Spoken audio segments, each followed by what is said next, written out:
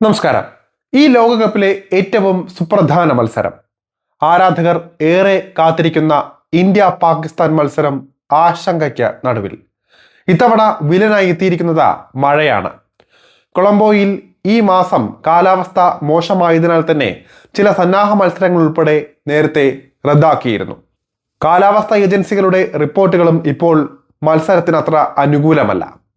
ഞായറാഴ്ച കൊളംബോയിൽ ഇടിമിന്നലോട് കൂടിയ മഴയ്ക്ക് സാധ്യത ഉണ്ട് എന്നാണ് കാലാവസ്ഥാ റിപ്പോർട്ടുകൾ. ശനിയാഴ്ച രാത്രിയോടെ മഴ കനക്കുമെന്നാണ് റിപ്പോർട്ടുകളിൽ പറയുന്നത്. 65% മഴയ്ക്ക് സാധ്യത ഉണ്ട് എന്നാണ് വിവരങ്ങൾ വരുന്നത്. മത്സര ദിവസം അതായത് ഞായറാഴ്ച 50% വരെ മഴ പ്രവചിക്കപ്പെടുന്നുണ്ട്. പ്രാദേശിക സമയം വൈകുന്നേരം 6 മണിക്ക് ഇടിമിന്നൽ ഉണ്ടാകാൻ സാധ്യതയുള്ളതിനാൽ ഒരുപക്ഷെ ടോസ് വരെ വൈകാനും ഇടയുണ്ട്. രാത്രി 8 മണിയോടെ ആകാശം തെളിയുമെന്ന് പ്രതീക്ഷിക്കുന്നുണ്ടെങ്കിലും നേരിയ മഴ തുടരാൻ സാധ്യതയുണ്ട് എന്നാണ് കാലാവസ്ഥാ നിരീക്ഷകർ പറയുന്നത്. മഴ പെയ്യുകയാണെങ്കിൽ മത്സരത്തിന്റെ ഗതി തന്നെ മാറും. പിച്ച് നിർണായക ഘടകമാകുന്നത് ഈ ഒരു സാഹചര്യത്തിലാണ്. കൊളംബോ പ്രേമദാസയിലെ പിച്ച് നിലവിൽ സ്പിന്നർമാർക്കും സ്ലോ ബോളർമാർക്കും അനുകൂലമാകുന്ന തരത്തിലാണ് ഒരുക്കിയിരിക്കുന്നത്. മഴ പെയ്യുകയാണെങ്കിൽ ടോസ് നിർണായകമാകും. ഈർപ്പമുള്ള പിച്ചിൽ ബൗളർമാർക്ക് സ്വിംഗ് ലഭിക്കും എന്നതിനാൽ തന്നെ ആദ്യം ഫീൽഡ് ചെയ്യാനാകും ടോസ് നേടുന്നവർ ശ്രമിക്കുക.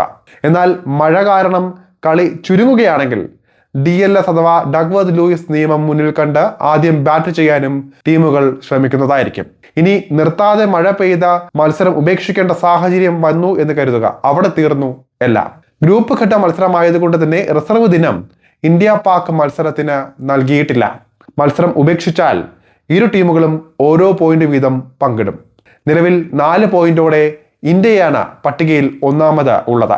മികച്ച റൺ റേറ്റ് ഉള്ളതിനാൽ മത്സരം ഉപേക്ഷിച്ചാലും ഇന്ത്യ ഗ്രൂപ്പ് ചാമ്പ്യന്മാരായിട്ട് തന്നെ സൂപ്പർ 8ലേക്ക് കടക്കാനുള്ള സാധ്യത വളരെ കൂടുതലാണ്. എന്നാലും ഈ ഒരു മത്സരത്തിന് ശേഷം, അതായത് ഇന്ത്യ പാക് മത്സരത്തിന് ശേഷം ഇന്ത്യ നെതർലാൻഡ്സിനോടും പാകിസ്ഥാൻ നമീബിയയോടുമാണ് ഓരോ മത്സരങ്ങൾ കളിക്കാൻ പോകുന്നത്. മാത്രമല്ല T20 ലോകകപ്പ് ചരിത്രം എടുക്കുകയാണെങ്കിൽ പാകിസ്ഥാനെതിരെ 7-1 എന്ന മികച്ച റെക്കോർഡും തുടർച്ചയായ 5 വിജയങ്ങളുടെ ആത്മവിശ്വാസവും ഇന്ത്യക്ക് പറയാനുണ്ട്. അതുകൊണ്ട് തന്നെ മത്സരം നടന്നാലും ഇല്ലെങ്കിലും ഇന്ത്യക്ക് ആശങ്കപ്പെടേണ്ട കാര്യമില്ല. 2 ജയങ്ങൾ കരസ്ഥമാക്കിയെങ്കിലും പാകിസ്ഥാന്റെ പ്രകടനം അത്ര ഗംഭീരമെന്ന് ഇത്തവണ പറയാനാകില്ല. ഒടുവിലായി നെതർലാൻഡ്സിനെതിരെ നടന്ന മത്സരത്തിൽ ജയം സ്വന്തമാക്കാൻ പാകിസ്ഥാൻ നല്ല രീതിയിൽ വിയർത്തത് നാം കണ്ടതാണ്. ഇന്ത്യയുടെ വരവ് പക്ഷെ കളിച്ച 2 മത്സരങ്ങളിലും ആധികാരിക വിജയം സ്വന്തമാക്കിയാണ്. വലിയ ഭീഷണി നേരിടാതെയാണ് USA-യെയും അതുപോലെ തന്നെ നമീബിയയെയും ഇന്ത്യ തോൽപ്പിച്ചത്. നമീബിയക്കെതിരെ 93 റൺസിന്റെ വമ്പൻ വിജയം സ്വന്തമാക്കിയാണ് പാകിസ്ഥാനെ നേരിടാനായി ഇന്ത്യ എത്തുന്നത്. കഴിഞ്ഞ ഏഷ്യ കപ്പിലടക്കം പാകിസ്ഥാനെ തോൽപ്പിച്ചതിന്റെ ആത്മവിശ്വാസം ഇന്ത്യക്ക് ഒപ്പമുണ്ട്. അസുഖബാധിതനായ അഭിഷേക് ശർമ്മ ആരോഗ്യവാനായി തിരിച്ചു വരുമെന്നാണ് പ്രതീക്ഷിക്കുന്നത്. എന്നാലും അഭിഷേക് ശർമ്മ തിരിച്ചു വരുന്നതോടെ സഞ്ജുവിന്റെ ടീമിലെ സ്ഥാനവും നഷ്ടമാകും. ലോകകപ്പിലെ ഏറ്റവും വാശിയേറിയ പോരാട്ടം മഴ മുടക്കുമോ എന്നാണ് ഇനി കണ്ടറിയേണ്ടത്. മഴ പെയ്യുകയാണെങ്കിൽ അത് മത്സരത്തെ തന്നെ കാര്യമായി ബാധിക്കും. കൊളംബോ പ്രേമദാസ സ്റ്റേഡിയത്തിൽ നടക്കുന്ന മത്സരത്തിലെ ടിക്കറ്റുകൾ മുഴുവൻ ക്ഷണനേരം കൊണ്ടാണ് വിറ്റുപോയിരുന്നത്. 35,000 സീറ്റുകൾ മാത്രമേ പ്രേമദാസ സ്റ്റേഡിയത്തിൽ ഉള്ളൂ എങ്കിലും ഏതാണ്ട് 88,000 എൻക്വയറികൾ വന്നിരുന്നുവെന്നാണ് റിപ്പോർട്ടുകൾ. മാത്രമല്ല വിമാന ടിക്കറ്റ് നിരക്കും ഹോട്ടൽ മുറി നിരക്കും എല്ലാം തന്നെ വലിയ രീതിയിൽ കൂടിയിട്ടുണ്ട്.